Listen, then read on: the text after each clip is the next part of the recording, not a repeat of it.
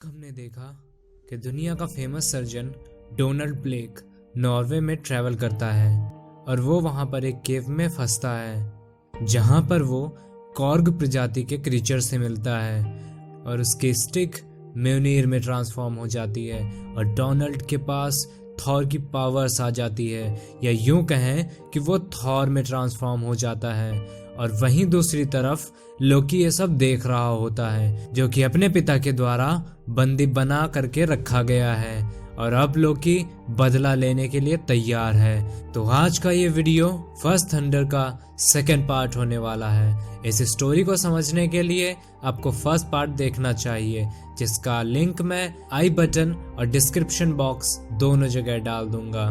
तो इसी के साथ ये वीडियो शुरू करते हैं। और अगर आप मेरे चैनल पर नए हैं तो अपनी श्रद्धा के हिसाब से इसे सब्सक्राइब कर लें और घंटे का बटन भी दबा लें, क्योंकि आप देख रहे हैं कॉमिक बाजी।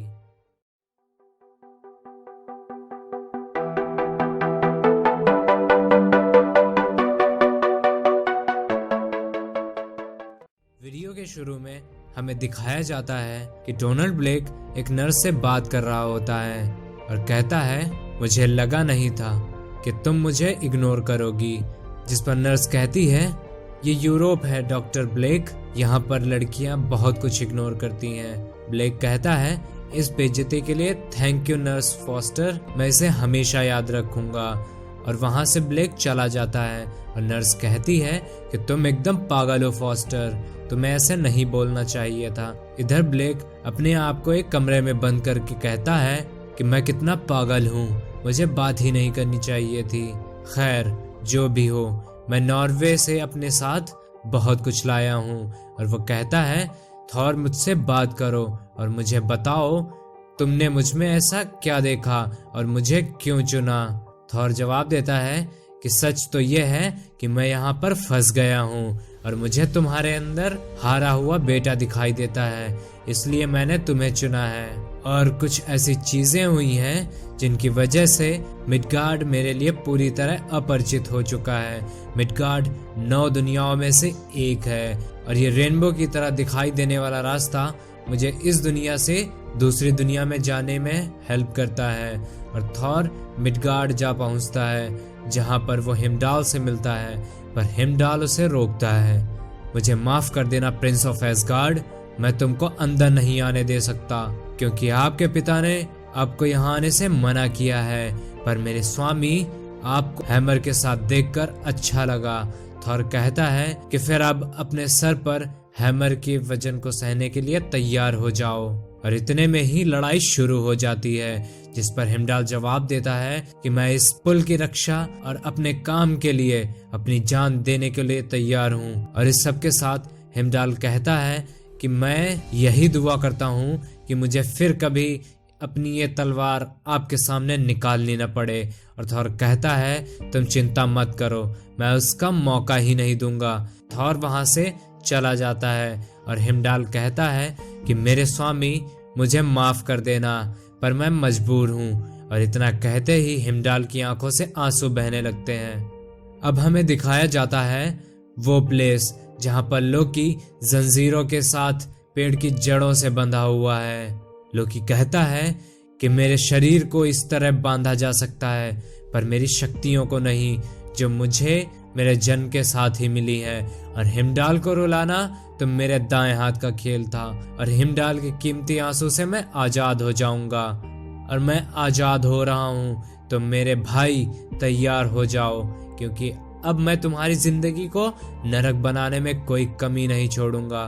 मिडगार्ड के सन के पास बैठकर थॉर सोच ही रहा होता है कि ब्लेक उससे बात करता है और कहता है कि आगे क्या हुआ। तो थॉर जवाब देता है, उसने कहा गेट आउट। मैंने बहुत कोशिश की, बहुत जिम्मेदारी दिखाई, पर मेरे पिता को शायद ही कभी दिखाई देगी और मेरी गलतियां काफी थी मुझे मिडगार्ड से निकालने के लिए। ब्लेक कहता है, मेरी भी कहानी तुम्हारे जैसी ही है। खैर, क्या तुम मुझे मेरे ऑफिस वापस ले जा सकते हो? पता नहीं मेरी इस गैर मौजूदगी के लिए चेन को मैं क्या जवाब दूंगा। इसके बाद सीन शिफ्ट होता है और हमें ब्लेक का ऑफिस दिखाया जाता है और ब्लेक को वहां पर कोई दिखाई नहीं देता। तो ब्लेक कहता है, हेलो, कोई है? कोई मुझे सुन सकता है?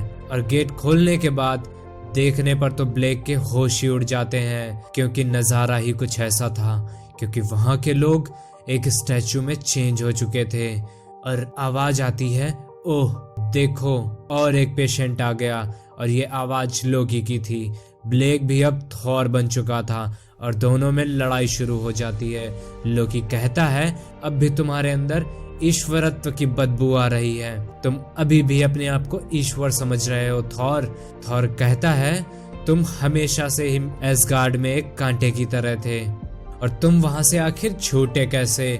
लोकी कहता है कि ये भी तुम्हारी ही मेहरबानी है, क्योंकि तुम्हारी वजह से हिमडाल रोया और मैं आजाद हुआ। तुम कैसे आजाद हुए? तुम्हारे लिए कौन रोया था थॉर? थॉर कहता है, मुझे आजाद होने के लिए किसी के रोने की जरूरत नहीं, क्योंकि मैंने कभी ऐसी इच्छा ही नहीं रखी। लेकिन जब मैं एसगार्ड वापस जाऊंगा तो मुझे सबकी शाबाशी जरूर मिलेगी। लोकी कहता है, एसगार्ड के सपने मत देखो, क्योंकि ऑल फादर ओडिन कभी कुछ नहीं भूलते। लोकी जेन को पकड़ लेता है, जिसको देखकर थॉर के अंदर का ब्लेक बोलता है कि ये तो जेन है और तुम लोगों की लड़ाई के बीच में मासूम लोगों को कुछ नहीं होना चाहिए। लोकी थॉर की तरफ देखकर कहता है, ये तुम्हारे लिए खास है ना? और इतना कहकर वो खिड़की से कूद जाता है और जेन से कहता है कि उड़ान मेरी पावर्स में से एक है और अब तुम भी इसके मजे लो, और अपने भाई को हराने के लिए मुझे जो सही लगेगा वो मैं करूंगा। और इधर ब्लेक कहता है कि थॉर, तुम्हें अपने भाई को किसी तरह से रोकना होगा।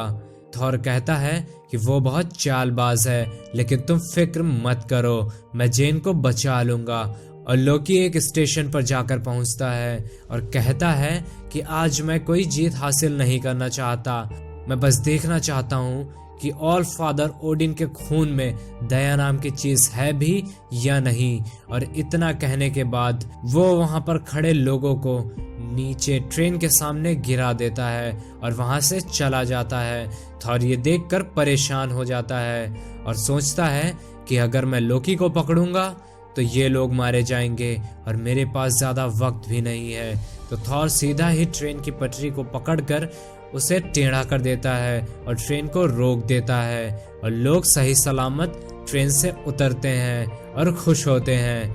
मैनहट्टन की गलियों में लोकी का पीछा करता हुआ थॉर वहां पर पहुंच जाता है और दिखाया जाता है कि लोकी जेन के साथ आगे चलता चला जा रहा है और कहता है कि क्या थॉर ने उन लोगों को बचाया या फिर उन्हें मरने के लिए वहीं छोड़ दिया। और हमें दिखाया जाता है न्यूयॉर्क सिटी पब्लिक लाइब्रेरी, जहां पर कुछ जानवरों के स्टैचू बने होते हैं जिन्हें लोकी अपने पावर से जिंदा कर देता है और थॉर के ऊपर छोड़ देता है। पर वो थॉर के सामने नहीं टिक सकते थे और न ही ब्लेक को किया हुआ वादा थॉर तोड़ सकता था। और थॉर अपने हैमर को लोकी की तरफ फेंक देता है, जो लोकी को लगता है और लोकी सीधा जमीन पर गिर जाता है। थॉर से लोकी कहता है, मेरे भटके हुए भाई, तुम्हारी गलती तुम्हारे हैमर से भी ज्यादा भारी है। ब्लेक कहता है, थॉर, ये लोकी क्या कह रहा है और ये किस गलती की बात कर रहा है? लोकी चालाकी से पीछे बने बुल के स्टैचू में जान डाल देता है और उसे थॉर की तरफ छोड़ देता है, पर एक ही म्योनीर में वो बुल ढेर हो जाता है। और थॉर कहता है, मैंने जो भी गलती की है उसका वजन मेरा म्योनीर तुम्हें महसूस करवाएगा। और फिर हमें जेन दिखाई जाती है जो कहती है कि यहाँ पर क्या हुआ।